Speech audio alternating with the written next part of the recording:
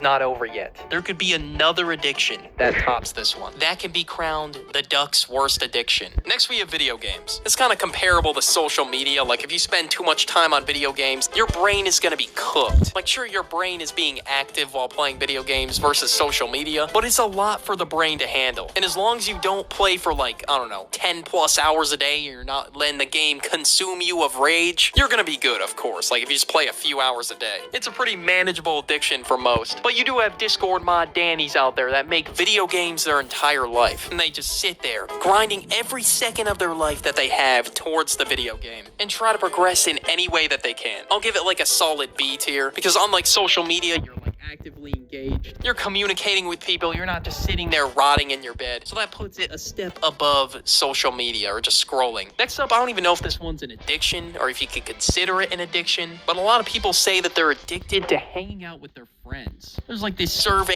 that revealed that 69% of the respondents were addicted to their friends. Now, I don't know if any of you in the comments could say that you're addicted to friends or like hanging out with them or whatever, because socializing with people is a human need, and it releases dopamine and oxytocin and all this other shit that makes us happy. So you know what? I'm gonna have to give it an S tier. I'm proudly addicted to hanging out with my friends. I don't give a fuck. Staying up late. Now, this is not a crazy addiction by any means, but I don't know, just something is just so peaceful about staying up late. It's just so quiet. I can independently do leisure activities. Just the late night lock-in in general just hits different. It definitely does beat tossing and turning in bed and just not being able to fall asleep. So sometimes I will wake up out of my slumber and go do some leisure activities or get some work done. Start cooking up some hot ass in the studio, whatever it is, whatever my mind is feeling. It's like you're in your own world. You don't have to follow anyone's schedule or nothing for the few hours that you have. And no matter how many times I say it, oh, I'm gonna go to bed early, never happens. So for this one, we'll give it like a C tier. Kind of depends what you do when you stay up late. Hardcore drugs. Okay, that was a crazy plot twist. They're expensive, they can ruin your life, they're super addictive, and some people will literally live in cardboard boxes for these things. Alright, this is probably gonna be G tier, Duck's worst addiction, crown it right now. I'm not messing with that shit ever. But one thing that I will mess with and that you should become addicted to is watching the okay, no, I'm kidding. But if you do want to become addicted, watch this video right here. Become addicted to me. Pause, that sounded terrible. TikTok. There are many different types of people who create content and just use the app in general. And since TikTok is probably gonna get banned soon, I could have been 80 years old in a nursing home and I still would have saw that coming. I figured we'd go over some of the worst types of people on TikTok. And let's start off with the TikTok couples. Now, some of these couples go beyond the regular video, and they make a couple prank. I don't know, man. Me personally, I would have a lot of trust issues there. The moment somebody tries to pull a cheating prank on me, bro, the relationship is done, bro. It's over. Because what if they're doing the prank just to mask their true intentions? Okay, maybe I'm looking a little too deep into this. But yeah, treating your partner like a lab experiment is low-key kind of weird to me. Like, I talked about this orange peel theory going around in one of my videos. Somebody posted a clip of me explaining it on TikTok, and that shit went viral. And this is the top comment, dog. Yeah, I got cooked, bro. It's time for me to pack up. The addict. This is somebody that lives, eats, breathes, sleeps TikTok. This person never gets off the damn app. They speak to you in... This episode is brought to you by Shopify. Forget the frustration of picking commerce platforms when you switch your business to Shopify, the global commerce platform that supercharges your selling wherever you sell. With Shopify, you'll harness the same intuitive features, trusted apps, and powerful analytics used by the world's leading brands. Sign up today for your $1 per month trial period at shopify.com/tech, all lowercase. That's shopify.com/tech.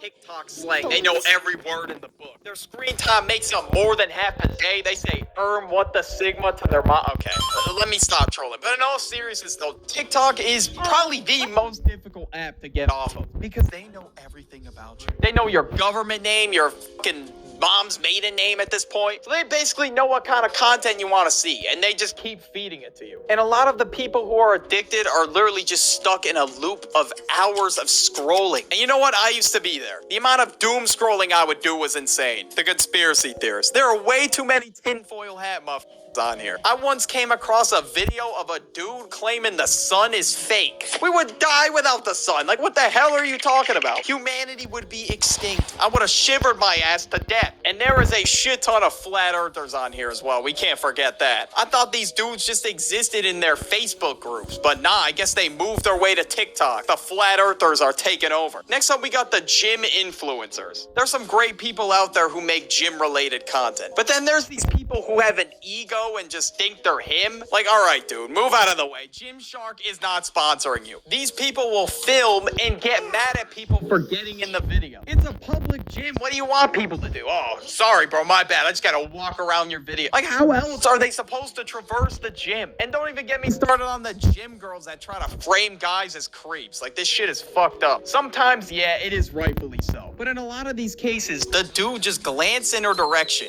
and the girl just started filming him and painting him as a creep to all of TikTok. That's why I just keep my head down and listen to my music in the gym, and that's really it. I'm not trying to be in one of those videos, man. Fake disorder content. This one is just sad. How do you get so low in life that you fake a disorder for clout? How do you justify that in your mind, and how do you sleep at night? They probably do one Google search, and then they just tell the world that they have it. Constant headaches. Oh, I get that too. I definitely have this. And I find it to be really disrespectful to people who actually have these disorders. They look at the main symptoms and just mock it. It's so weird, and I guess the appeal to this one is they want to be quirky and different, so they think pretending to have a disorder on TikTok is gonna fill that for them. And of course, starting in 2021, there just happen to be a lot of cases of DID on TikTok.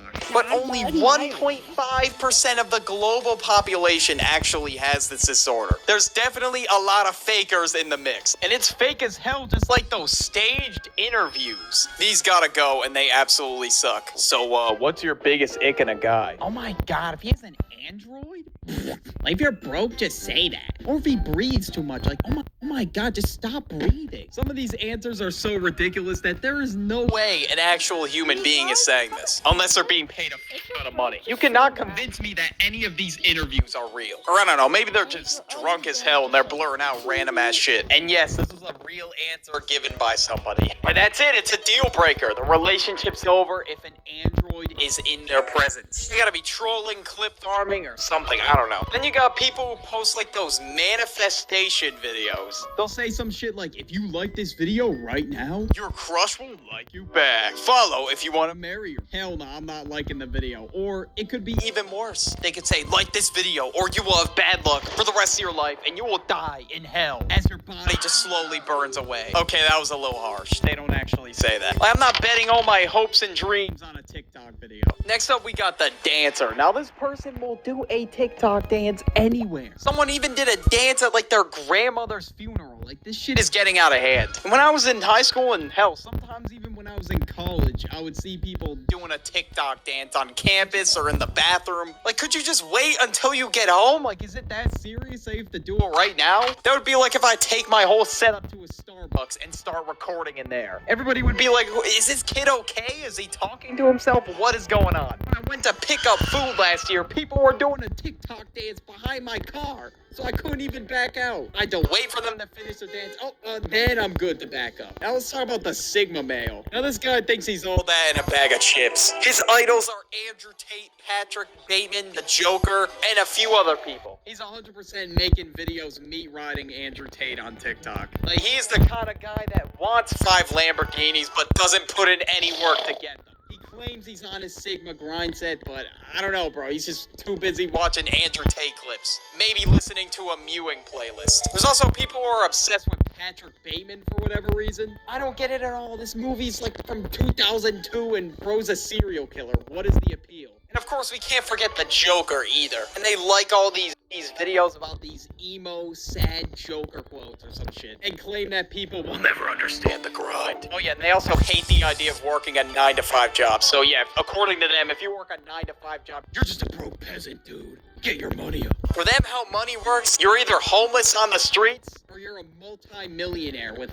fucking 6 cars and a mansion. Next, we got the TikTok lives. Now, these people, I don't even Know if they're real humans. As of recent, a lot of these people on TikTok Live are just bots. There was this one girl that would just repeat the same shit over and over again, like, oh, ice cream so good, yum yum, or some shit. How do you even watch that for hours? I don't know. Live streams are supposed to be entertaining, and the creator's actually supposed to be like charismatic and shit. But all you gotta do is beg for galaxies, I guess. And there's some scam artists Artists on there too, where they have people pay for something to happen even though the stream is just looping. Or sometimes you will genuinely feel like you're in a fever dream scrolling through TikTok Live. You got some weird ass shit on there. Or sometimes people will not talk at all during their live stream. like, how is this Entertaining. They'll take out signs like, oh, how tall are you? Where are you from? Like, they won't even speak to the damn